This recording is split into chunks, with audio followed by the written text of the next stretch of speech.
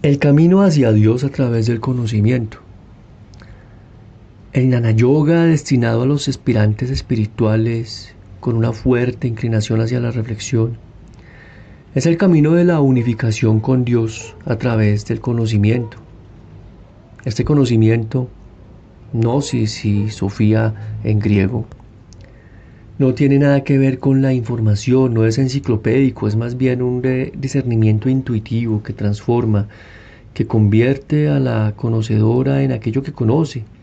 En el femenino es adecuado aquí porque en las principales fuentes lingüísticas de Occidente, el hebreo, el latín y el griego, las palabras para conocimientos con este sentido son por lo general femeninas.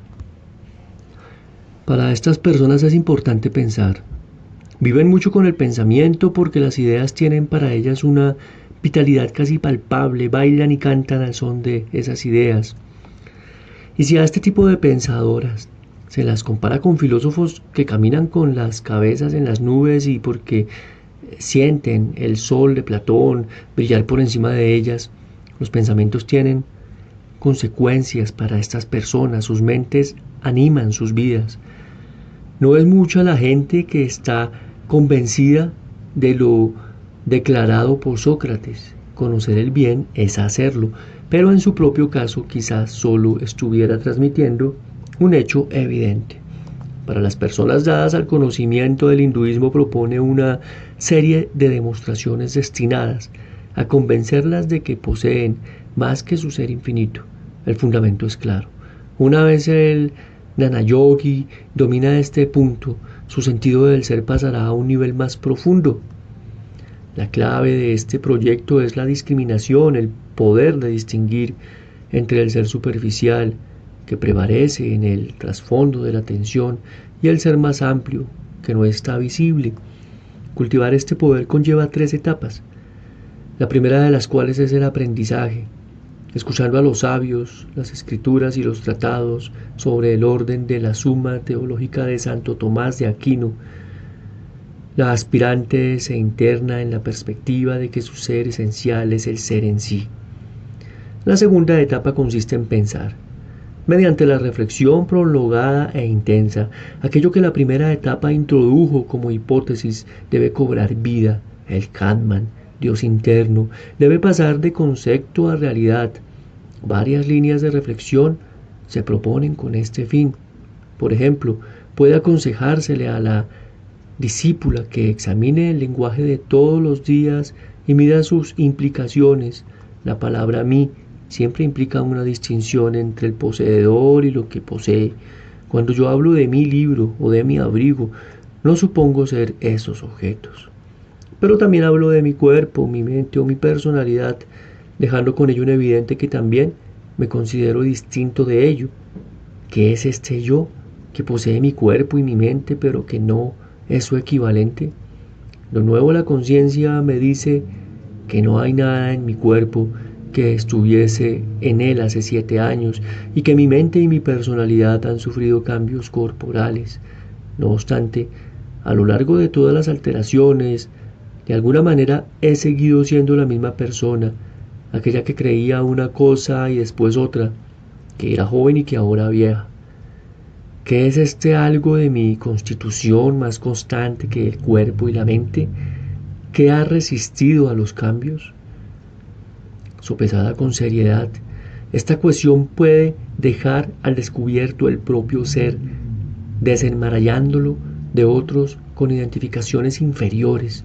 La palabra personalidad proviene del latín persona, que originalmente se refiere a la máscara que se ponía un actor al subir al escenario para interpretar un papel. La máscara por per, la cual sonaba sonare, su personaje. La máscara representaba el papel, mientras que detrás de ella el actor permanecía oculto y anónimo, ajeno a las emociones que representaba. Esto, dicen los hinduistas, es perfecto porque son los papeles los que precisamente son nuestras personalidades, aquellas en que nos han metido por el momento en las más grandes de todas las tragicomedias, el drama de la vida misma en la que somos. de forma simultánea, coautores y actores. Así como una buena actriz pone lo mejor de sí en su papel, también nosotros deberíamos entregarnos de lleno a los nuestros. Donde nos equivocamos es cuando creemos que el papel que nos ha sido asignado al presente es lo que realmente somos. Caemos bajo el embrujo de nuestros papeles, incapaces de recordar otros que ya hemos desempeñado y ciegos a la perspectiva de otros futuros. La tarea del yogi consiste en corregir esta falsa identificación. Desviando su conciencia hacia el interior, debe atravesar las innumerables capas de su personalidad hasta que, traspasadas todas, llega hasta el actor anónimo, dichosamente despreocupado, que hay en el fondo.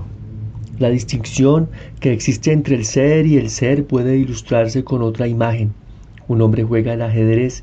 El tablero representa su mundo. Hay que mover piezas, ganar y perder alfiles, alcanzar un objetivo. El juego puede ganarse o perderse, pero no el jugador mismo. Si ha trabajado duro, ha mejorado su juego y de hecho sus facultades. Esto sucede tanto en la derrota como en la victoria. Al igual que el jugador se relaciona con toda su persona, se relaciona el ser infinito de un periodo de vida cualquiera con su Atman subyacente. Y continúan las metáforas. Una de las más bellas se encuentra en las Upanishads, así como también por interesante coincidencia en Platón. Hay un conductor sereno e inmóvil sentado en su carro. Tras delegar la responsabilidad del viaje a su carretero, él puede sentarse tranquilo y dedicar toda su atención a la cambiante paisaje. En esta imagen reside la metáfora de la vida. El cuerpo es el carro. El camino por el que viaja constituye los objetos del sentido. Los caballos que arrastran el carro por el camino son los sentidos en sí. La mente, que controla los sentidos cuando están disciplinados, está representada por las riendas. La facultad decisoria de la mente es el conductor, y el dueño del carro, que ostenta toda la autoridad pero que no necesita mover ni un dedo, es el ser omnisciente. Si el yogi es capaz y diligente, con el tiempo estas reflexiones lo provocarán un vívido sentido de ser infinito, que se esconde bajo el ser finito, transitorio. Los dos se harán cada vez más distintos en su mente, separándose como el agua y el aceite, cuando antes se unían, como el agua y la leche. Es entonces cuando estará preparado para emprender la tercera etapa del camino del conocimiento, que consiste en desplazar la identificación de sí mismo hacia su parte perdurable. La forma directa de hacerlo es pensar en sí mismo como si fuese un espíritu, y no solo durante los periodos de meditación dedicados a este propósito, sino también, y en la mayor medida posible, mientras realiza sus tareas diarias. Sin embargo, este último ejercicio no es fácil. Es necesario que distinga entre su ego, limitado por la epidermis, y su Atman, y una manera de hacerlo es pensar en el ego en tercera persona. En lugar de decir, voy andando por la calle, piensa, ahí va Sibyl, andando por la Quinta Avenida. Y trata de reforzar la aseveración, visualización, la distancia. Ni agente ni paciente, la óptica de los que sucede a su alrededor es la del yo soy una espectadora. Observa su historia insustancial con el mismo desapego con que deja que sus cabellos ondeen al viento. Al igual que una lámpara que ilumina una habitación está ajena a lo que en ella sucede, el yogi observa lo que ocurre en su morada de protoplasma, nos dicen los textos. Hasta el sol, con todo su calor, está maravillosamente despreocupado. Se encontró escrito en la pared de una prisión. Los sucesos de la vida simplemente ocurren.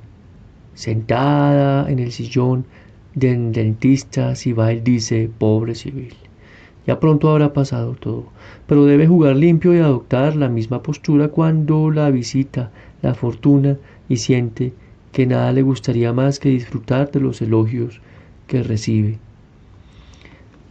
El pensar en uno mismo como si fuese una tercera persona tiene un doble efecto simultáneo.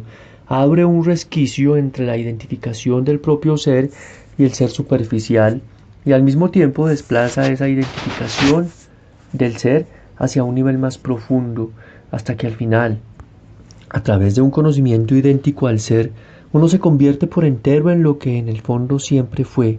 Ese eres tú. Excepto tú no hay ningún otro vidente, oyente, pensador o ajeno.